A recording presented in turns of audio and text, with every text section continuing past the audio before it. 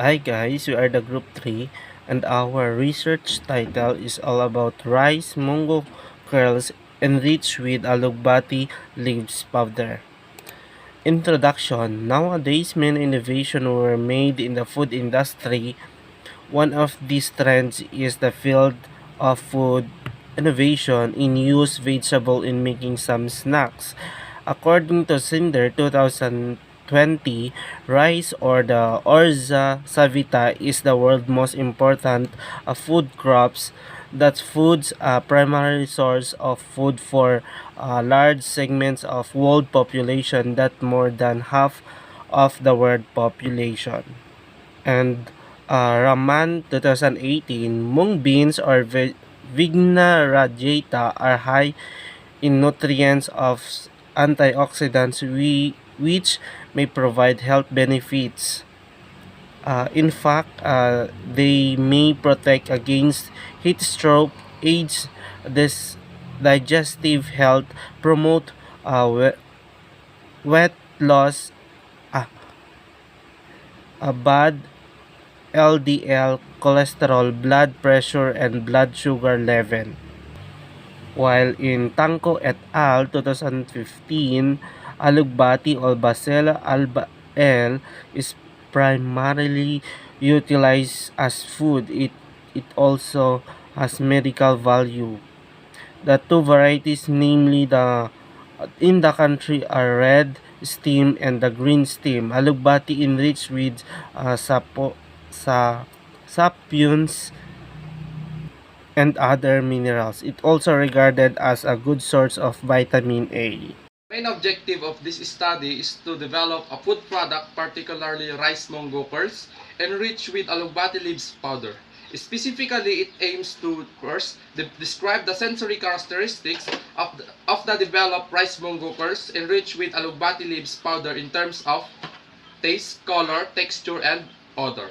Second is determine the overall acceptability of rice mungo curls enriched with alugbati leaves powdered in different proportions.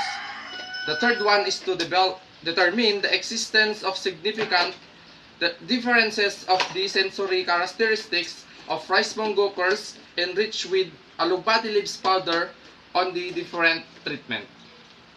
Materials and methods. Materials: utensils, measuring cups, mixing bowl, tray, measuring spoon, weighing scale, mortar and pestle, extruder machine, and strainer. So we're moving on to the next slide, which is the procedures. So first thing first, sort and wash the rice to remove impurities. Then drain and dry for 2 hours using the cabinet dryer. And next, wash the alagbata leaves and dry for 3 hours again. And then other thing is pulverize alagbata leaves, sort and wash mungo, drain for 2 hours using the cabinet dryer. Weigh the desired amount of base, which I've mentioned, the three main ingredients, the rice, alagbati powder, and mungo. Then set aside. Place in a mixing bowl and mix it thoroughly. Using a rotating single extruder to produce the extruded curl snack-shaped snack, put the samples on the hopper and then set desired rotational speed, which will be kept constant. Switch on speed controller to run mode. Then set the desired rotational speed. Wait for the nozzle to start extracting the grains and allow the nozzle to continuously puff raise grains. And then switch on speed controller to run mode. Then set the desired length is attained. Allow to cool and weigh the desired amount per pack. And lastly, seal and label. So there you have it, our procedures. Research design. This study we used completely randomized design and experimental method.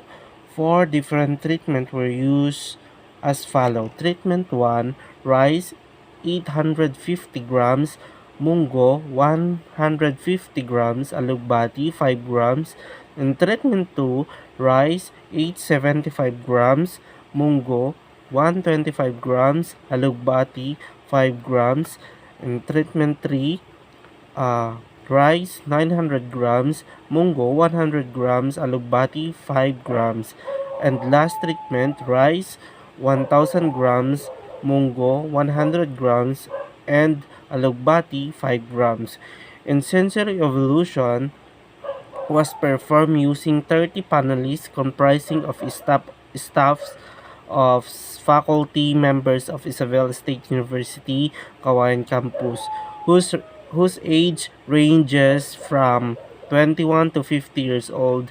The panelists were asked to evaluate each sample of crust and crumbs colors, crumbs textures, crunchiness, and odor and overall acceptability.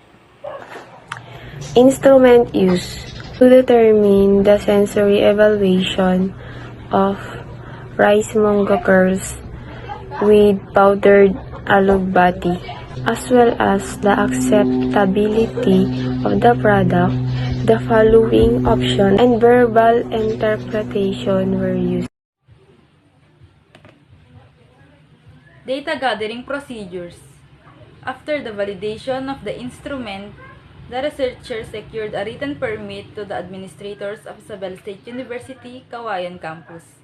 Records from the Registrar Office and Guidance Office are useful enough for the needed data of the list of staff and faculty members of Isabela State University, Kawayan Campus, whose ages ranges from 21 to 50 years old. Statistical analysis.